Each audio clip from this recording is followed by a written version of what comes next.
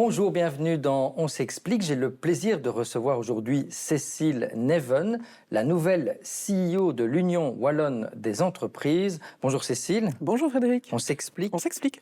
Alors Cécile, vous êtes devenue il y a tout juste un mois la patronne des patrons wallons. Alors vos premières impressions, est-ce que le job vous plaît ? Alors, avant de vous répondre, déjà, je vais vous dire tout de suite que je ne suis pas la patronne des patrons wallons. Je n'aime pas trop cette appellation. Je pense que je suis surtout responsable de les défendre. Et est-ce que le job me plaît ? Oui, le job me plaît énormément. Moi, je sillonne la Wallonie depuis des années maintenant. Je rencontre des chefs d'entreprise, des entreprises de toute taille, dans tout secteur, un peu partout à Wallonie. Et je suis frappée de ce qu'ils font, de leur courage, de leur capacité à innover, à engager, à mettre des solutions sur le terrain. Et donc oui, j'ai vraiment envie de les défendre et je trouve que c'est un job formidable. Alors avant d'en venir aux défis qui vous attendent en tant que nouvelle CEO de l'Union Wallonne des entreprises, on va peut-être, si vous le voulez bien, passer rapidement votre parcours en revue. Vous êtes ingénieur agronome de formation. Bon souvenir, ces études-là ?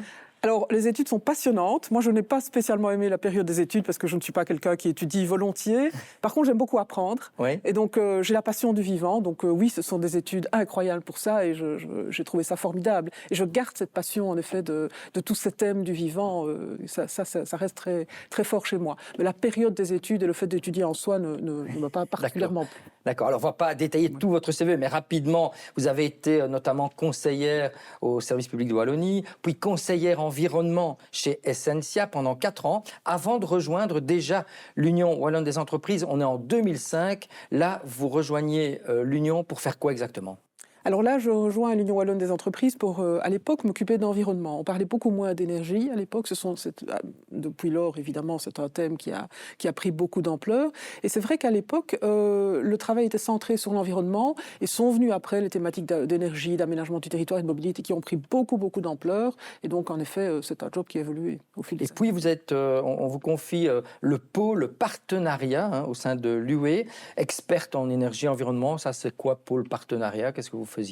Alors le pôle partenariat, c'est celui qui est chargé de la relation avec toutes les parties prenantes. Vous savez qu'à l'Union Wallonne, on est quand même en contact avec énormément de parties prenantes, à peu près toutes les parties prenantes de la société civile, quelles qu'elles soient, les universités, les centres de recherche, les syndicats, les organisations environnementales. Et donc c'est le pôle qui est chargé de ces relations-là. Et bien sûr, les relations avec nos membres également, à travers nos instances. Alors je l'ai dit, vous avez été choisi il y a un mois pour succéder à Olivier de Wassège. C'est un choix qui s'est fait en interne, avec un marqueur, je dirais, très environnement. C'était un message que veut faire passer l'Union Wallonne des entreprises ? Non, je ne pense pas. Moi, je me suis occupé des thématiques environnement et énergie, mais je m'occupe également de toute une série d'autres thèmes. Donc, il ne faut pas le voir comme ça. Je pense que l'idée, c'est peut-être un choix en interne, tout court, de quelqu'un qui connaît quand même l'organisation et qui va s'atteler à défendre les priorités des entreprises. Et l'énergie est une des priorités des entreprises, mais il y en a bien d'autres. Et il y a aussi le choix, question, je suis désolé, mais je ne peux pas ne pas la poser, le choix d'une femme dans un univers d'hommes. Est-ce qu'il faut encore le souligner plus que jamais ? Ou au contraire, il faut arrêter avec ces considérations de genre dans le monde de l'entreprise ? Écoutez, pour moi, en ce qui me concerne moi, le fait que je sois une femme, ce n'est pas un événement, je veux dire, c'est un non-événement. Maintenant, je me rends bien compte de la valeur symbolique que ça peut avoir. Et si ça peut en effet encourager d'autres femmes à prendre ce type de poste ou des postes avec plus de responsabilités, c'est sans doute une très bonne chose. Je crois que la question de la diversité, d'ailleurs, elle ne s'arrête pas à la diversité de genre. C'est beaucoup plus large que ça. Toutes les diversités sont importantes en entreprise et ailleurs aussi. Donc voilà, je pense qu'une question globale qui est intéressante. Il faut accroître cette diversité, tout facteur confondu d'ailleurs, pas uniquement le genre.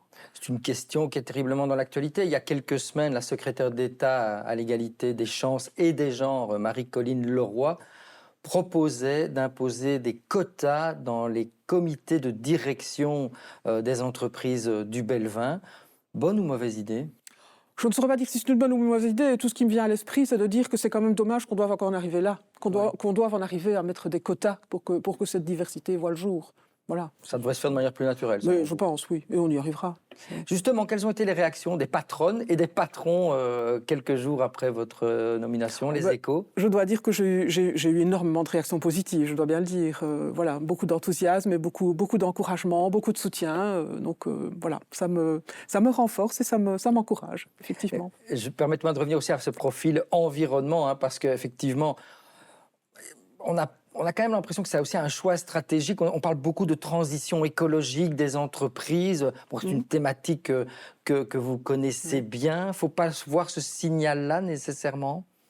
Pas nécessairement, mais ceci dit, c'est une thématique majeure qui est dans la tête des priorités des entreprises, vraiment à la tête de leurs priorités, ça c'est incontestable. Et on y travaille, mais ce n'est pas la seule, il y en a d'autres. Le thème de l'emploi, vous en doutez bien, le thème de l'emploi c'est absolument, c'est presque le thème des thèmes à l'heure actuelle. On ne peut pas laisser une Wallonie où on a 220 000 personnes qui ne travaillent pas, alors que les entreprises sont dans une telle situation de difficulté pour trouver des hommes et des femmes. Et je pense que ça, tout le monde peut le comprendre parce que même les citoyens le vivent. Et donc, c'est les entreprises, c'est les hôpitaux, c'est les écoles. Voilà, on a vraiment cette difficulté à trouver des hommes et des femmes pour remplir les postes vacants. Donc, c'est une question majeure et on s'y attelle également, de même que celle de la transition.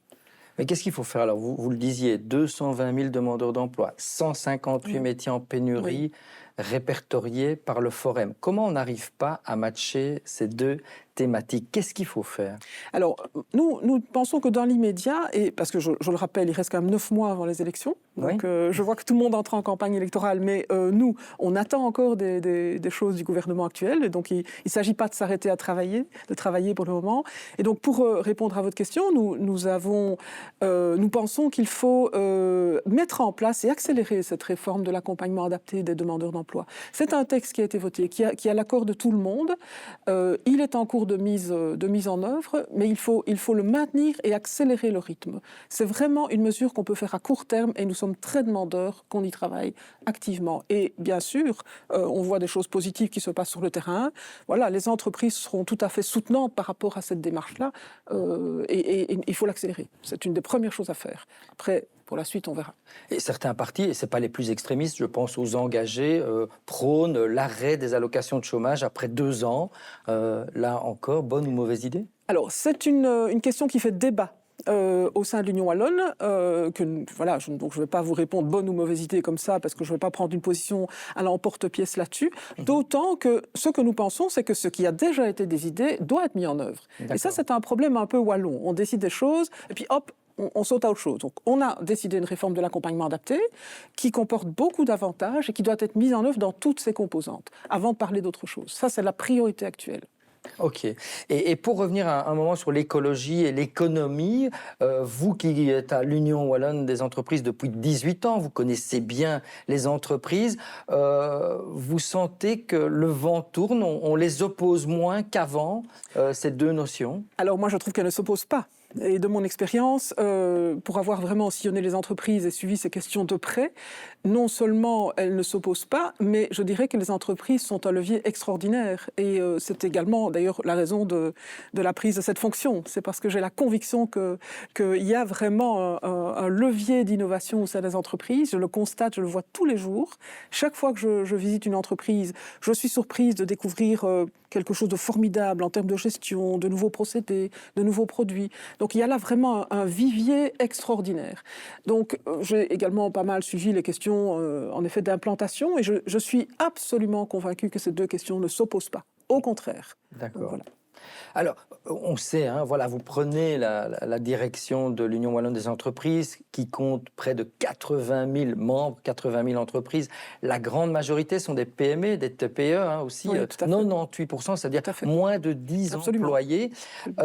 Quel message vous voulez faire passer à ces entreprises alors qu'elles sortent quand même de périodes difficiles? Elles ont eu le Covid, il y a la guerre en Ukraine, l'augmentation des prix de l'énergie, l'indexation des salaires. Comment on fait pour délivrer un message positif à ces personnes? Absolument, et je le disais d'entrée de jeu, toutes ces entreprises, quand je constate la force et le courage avec lequel ces chefs d'entreprise, quelle que soit la taille, hein, des petites, des moyennes ou des grandes, conduisent leur embarcation, si je peux dire, au travers de toutes ces crises, je me dis qu'on a quand même de la résilience. Et franchement, chapeau. Et donc moi, j'ai vraiment envie de les soutenir. Je pense que ces chefs d'entreprise doivent se sentir entendus dans leurs vraies préoccupations. Et leur vraie préoccupation maintenant, c'est en effet la difficulté de recruter, c'est le coût de l'énergie, c'est l'indexation automatique des salaires. Et donc, voilà, le message que j'ai envie de leur faire passer, c'est sentez-vous soutenus, parce que vous le serez. Ok. Et sur l'esprit d'entreprendre, on dit souvent, effectivement, sans doute à tort, qu'il est beaucoup moins vivace au sud du pays qu'au nord. On dit toujours que la Flandre resplendit au niveau de ses entreprises. Est-ce que vous avez le sentiment que ça change là aussi, après toutes ces années que vous avez passées je pense que ça change. Oui, certainement. Alors évidemment, on peut toujours se comparer à la Flandre et sans doute que les chiffres flamands sont un peu supérieurs qu'aux nôtres. Mais moi, ce que je vois autour de moi, et ce sont les jeunes, c'est le nombre de jeunes qui s'engagent. Et non seulement qui s'engagent dans l'entreprise, mais qui s'engagent aussi pour leur région. Et ça c'est très vivace. Et nous avons d'ailleurs constitué à l'Union Wallonne ce qu'on appelait un comité jeune, voilà, qui met bien en évidence ces initiatives-là. Donc je trouve qu'il y a quand même beaucoup de choses très positives. Dernière question, Madame Neven, on arrive tout doucement à la fin de cette interview. Vous avez fait quand on devient CEO comme ça d'une telle organisation, on fait une to-do list avec toute une série de points. Quelle est la top priorité dans cette to-do list aujourd'hui? Alors moi, mes priorités à moi, ce sont celles des entreprises. Clairement. Et je pense d'ailleurs que ce sont celles des citoyens aussi, parce qu'en l'occurrence, il s'agit, si je devais mettre deux choses sur la table immédiatement, c'est l'emploi et c'est l'énergie. L'énergie avec tout son corollaire, CO2, climat, transition. D'accord. Voilà, s'il y a deux choses sur lesquelles il faut travailler, ce sont celles-là. Bien sûr, il y en a d'autres. Oui. Il y en a d'autres. Mais voilà, pour répondre à votre question... Ok. Voilà. Eh bien, on vous souhaite le meilleur dans Merci cette nouvelle beaucoup. prise de fonction. C'était un plaisir de vous recevoir sur le plateau de Merci On à vous. s'explique. Merci. Voilà, l'émission se termine et moi je vous retrouve la semaine prochaine avec un nouvel invité. Au revoir.